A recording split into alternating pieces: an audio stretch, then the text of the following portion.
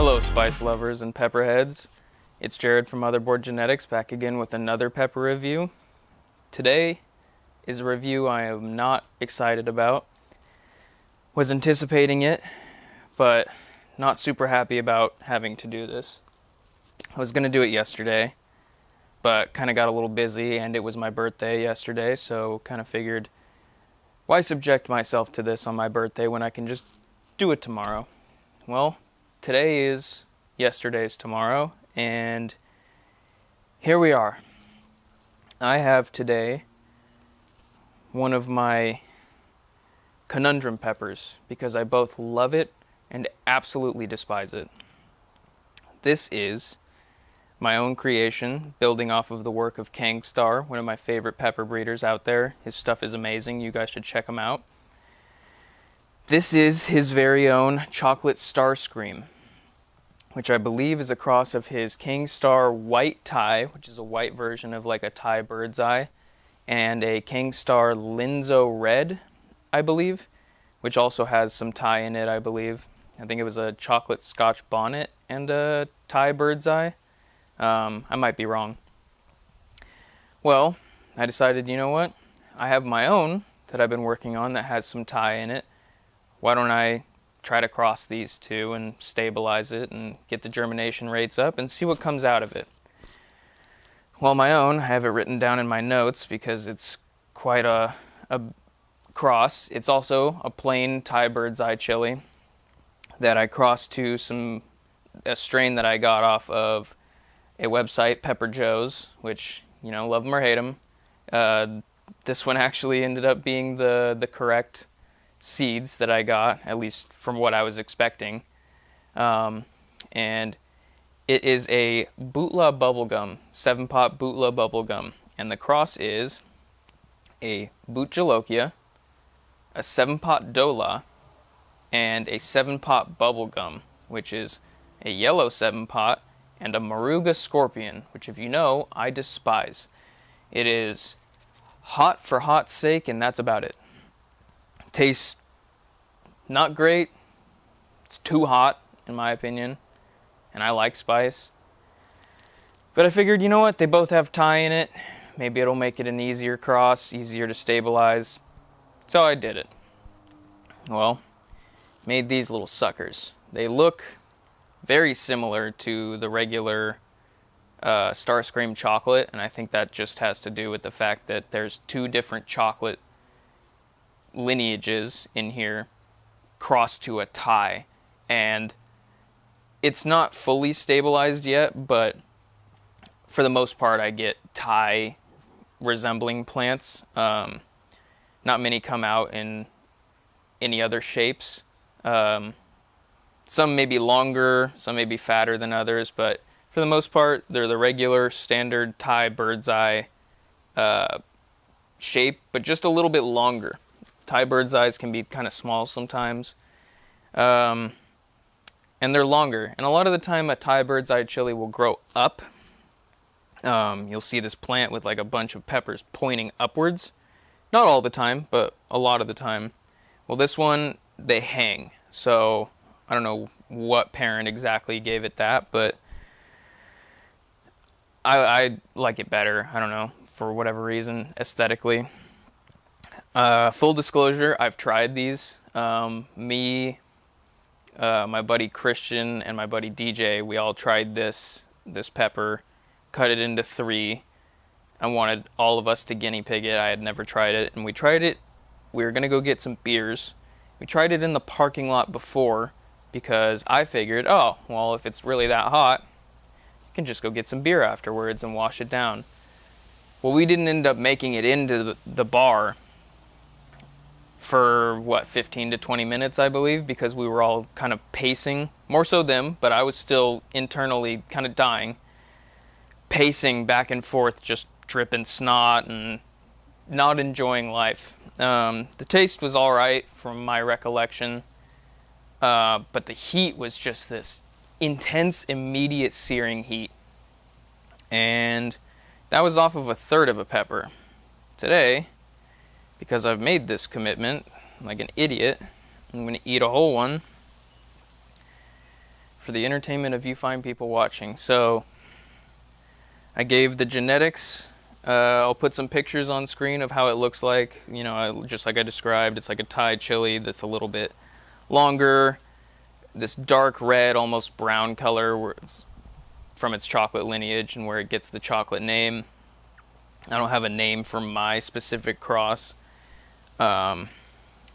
Smell-wise, kind of nothing, to be honest. Like, I don't want to get it too close because God forbid I touch my nose and then the next hours I'm going to be in pain.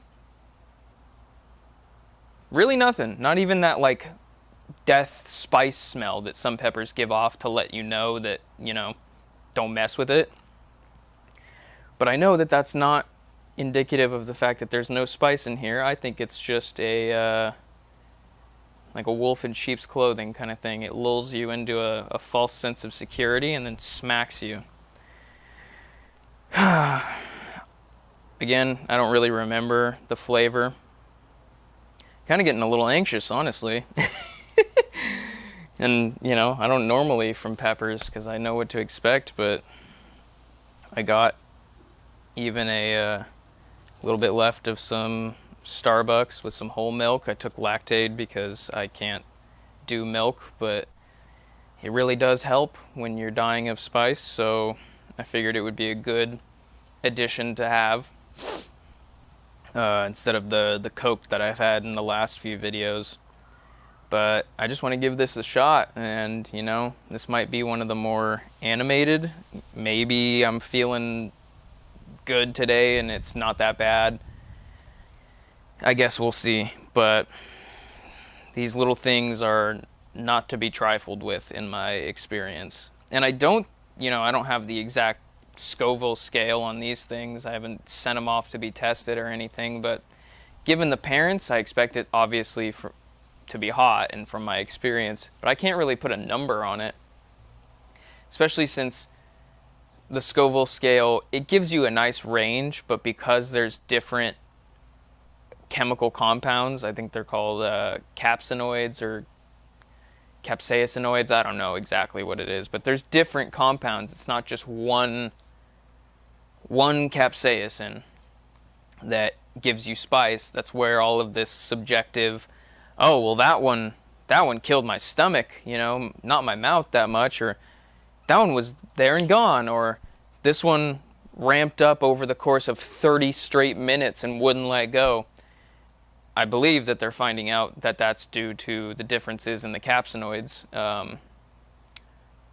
Almost like the differences in terpenes and other plants, namely cannabis. It's a very good analogy because if anyone's had experience with it, what gives the strains their different effects is the differences in all of these secondary and tertiary cannabinoids, terpenes, all these other things that alter the effect. And I believe that that's kind of what they're finding about peppers, is that the different capsaicinoids kind of do the same thing. So, like the last video, I cut it out just to get the seeds out. I have a top and the bottom, the whole thing. I'm going to start with the top. Wish me luck. If anyone's eating a pepper along with me, cheers. Here goes nothing. Here's the top.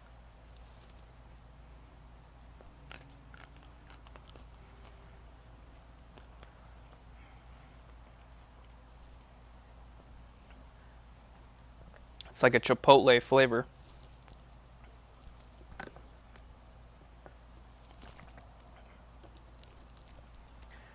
Wow, that little bastard is hot. And it's one of those ones that it goes straight to your throat. This one's going to be the worst out of all of them. I bet the Scoville scale isn't even technically the highest, but this one, subjectively, going to be the worst. I already know it. That was just the top. Thank God it's the worst out of the way already, but this isn't going to be much better.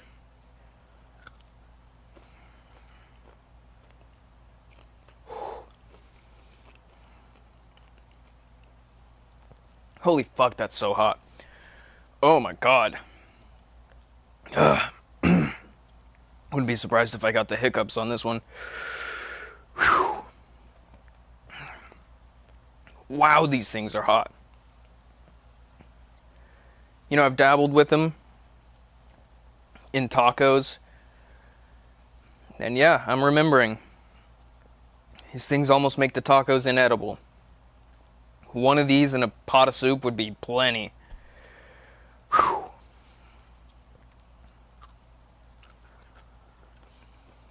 Oh.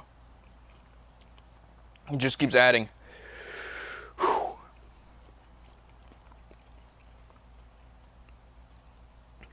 Glad I'm wearing sunglasses for this video. I'm gonna start fucking crying over here. Whew, there come the sniffles. Whew.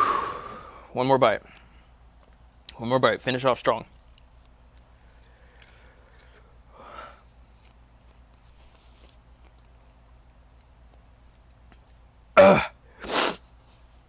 Oh my god. You did not touch my face. Breathe.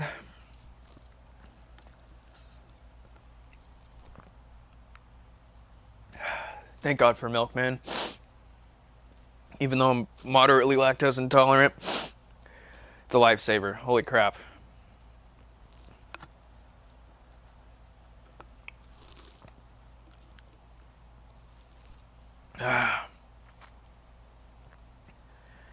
Like I was saying before, it's this utterly searing heat. It just envelops your mouth.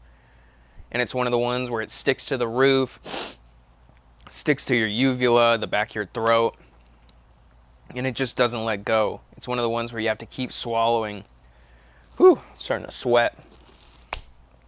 Those ones suck, man. God, if you're a, spice chaser, these ones are great. Wow. Now, besides the mouthfeel, so far, I can feel heat in my stomach, and I remember these not being the friendliest to the stomach either. They kind of, not as bad as like a habanero, at least for me, but they do kind of start making you cramp.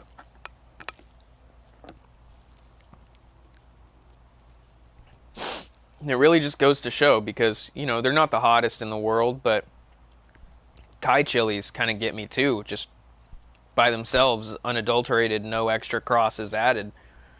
They're not that hot in the grand scheme of super hot peppers, but they get me, so it kind of lends a little evidence to the fact that it really is, like, a Scoville scale is a good starting point, but it really is subjective. And sometimes, Jesus, you can tell it's in the throat, and it kind of catches you sometimes. But sometimes the Scoville scale will say something down here, and subjectively it'll feel like it's all the way up here. This one is one of those. I would bet that it's not super duper high if I were to test it, with like the what am I thinking of? It's not lithography, whatever they use to test things, like the THC content or the capsaicin content. It wouldn't be that high, I would wager a guess, but goddamn does it feel like it's a million Scoville. Thing is nuts. Thankfully, kind of sears your mouth. Granted, I did drink milk, but it's kind of fading now. You can kind of hear I'm a little stuffy because I'm, producing so much mucus now. My body's like, dude, why did you just do that? Good thing, these aren't dangerous and they're actually good for your health. So it's a mental thing. I think that's where I get a lot of my tolerance from, is knowing that peppers can't really hurt you. It's all mental, so just get through it. It's just pain. And enjoy the endorphin rush that it is dumping. But yeah, it seared my mouth, my throat. but now it's kind of letting go, thankfully. I'm hoping it doesn't transfer itself to my stomach very much, because I don't want to be cramping on my drive home. Sorry for my ASMR sniffles over here. But yeah, that out of all the reviews was definitely the most intense. And I know I have hotter ones, so fuck me, right? But yeah, so that was Kangstar. Again, check him out. His Chocolate Starrscream, which is a white Thai and a Linzo red, I believe. And then my own Thai chili crossed to the 7-pot. Let me pull it up again. Bhutlah Bubblegum. Yep. It's the Bhutlah, which is a ghost, 7-pot Dola, yellow 7-pot, and a Maruga Scorpion. The Scorpion definitely did not help. Did I talk about flavor? Flavor. Not much, to be honest. The heat really kicks in quickly and can't taste much. It did have a little chipotle kind of flavor. If anyone's ever had a Thai chili, very similar. But coming from the Sugar Rush Peach striped, God, that is such a fantastic pepper, both for not murdering me with spice, but also tasting really, really good. And this one, you know, it'd be good in like some Thai curry where, you know, the spices are going to overtake the flavor anyways, and sure, it'll add a little bit, but, you know, you're not looking for a big burst of pepper flavor. It's going to get overshadowed anyways, but this would be a good one to spice it up. But beyond that, unless you just want something pretty damn spicy, chasing the spice dragon, it's really productive. It's a great plant. Let's see if I can take, or if I have any pictures, because I already just harvested.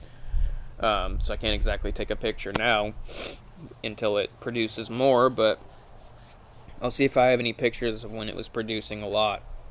Very productive. So it's not like it's a bad plant to have, but unless you really like spice and plan to use this in dishes where it can kind of get distributed, I would not recommend doing what I did today, or like what I did with the Sugar Rush Peach, just eating it. It's not that enjoyable. Sugar Rush Peach was, because it tasted great and it wasn't that hot. This one, like I said, unless you're chasing the Spice Dragon, not really too much reason to go with this over the other one. So that's kind of it for today. I want to go inside, get some more water. I'm almost done with this Starbucks. Don't really have much more to say. If I think of anything that I didn't think of because my brain is fried by the spice right now, I'll add it in later, voice it over in the video. But yeah, that was it for this cross. You know, if anyone hears all the different parents and wants to suggest me a name, kind of like I said in one of the other videos, I'm not good with naming stuff, so I like to crowdsource it to my friends and other people. So let me know what you would name it. Check out Kangstar's stuff. I like building off of his work. It's a great foundation. If you want seeds of this, I got plenty of them. I think it's stable enough. At first, the germination rates weren't good, but stabilized it enough that now I get about a 80 to 90% successful germination rate, which is acceptable to me. Then check it out on Motherboard Genetics. I'll have it labeled there, probably with just its parents, until I figure out a name. Other than that, thank you for watching. Like and subscribe if you liked the video. Leave a comment if you have any questions or any insight. I love responding to everyone's comments, especially fellow pepperheads or people who would like to get into growing peppers. I'll start doing reviews on tomatoes. I have some finishing up. Feel like that would be a good series too, and it's not dangerous, or it's not painful, I should say. So there's no anxious anticipation around those reviews. So maybe I'll sprinkle some of those in there. But again, thank you for watching. This was Jared from Motherboard Genetics. Peace.